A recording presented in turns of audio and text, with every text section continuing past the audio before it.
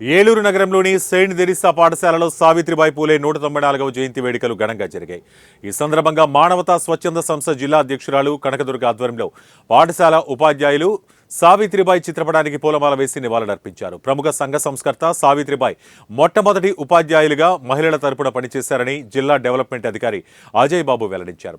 ఆమె ఆశయాలను ప్రతి మహిళ ఆదర్శంగా తీసుకుని ముందడుగు వేయాలన్నారు.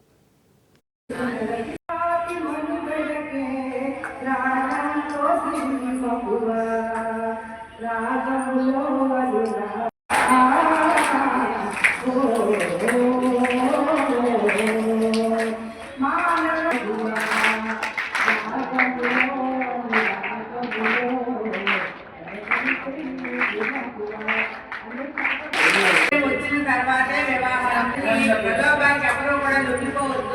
జాగ్రత్తగా ఉండవలసిన బాధ్యత మన మీద ఉండవాలని చెప్పి కళలు అంటున్నారు. ఆ కళల్ని కళలు చేయకుండా చక్కగా మంచి పోషిస్తూ ఉంటున్నారు.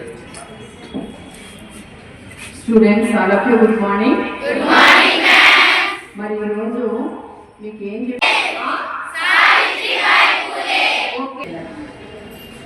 మరి వీళ్ళకి ఆ రోజుల బాల్య వివాహం జరుగుతూ ఉంటే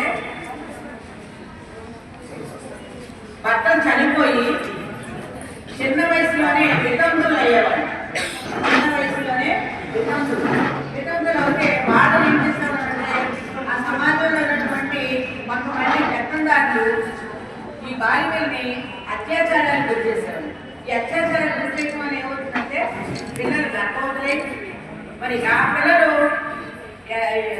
ఈ సంరక్షణ లేక అనేక రకాలైన ఇబ్బందులు పడుతున్న సందర్భంలో భార్య భర్త ఇద్దరూ కూడా వాళ్ళ ఇంట్లోకి తీసుకొచ్చి వితంతులైనటువంటి గర్భవతులు పిల్లలు ఎవరైతే ఉన్నారో వాళ్ళని ఇంటి దగ్గర తీసుకొచ్చి సంరక్షించి వాళ్ళకు పుండు పోసి ఆ పిల్లలు కూడా సంరక్షించడానికి శిశు కేంద్రాలని ప్రత్యేకంగా పెట్టి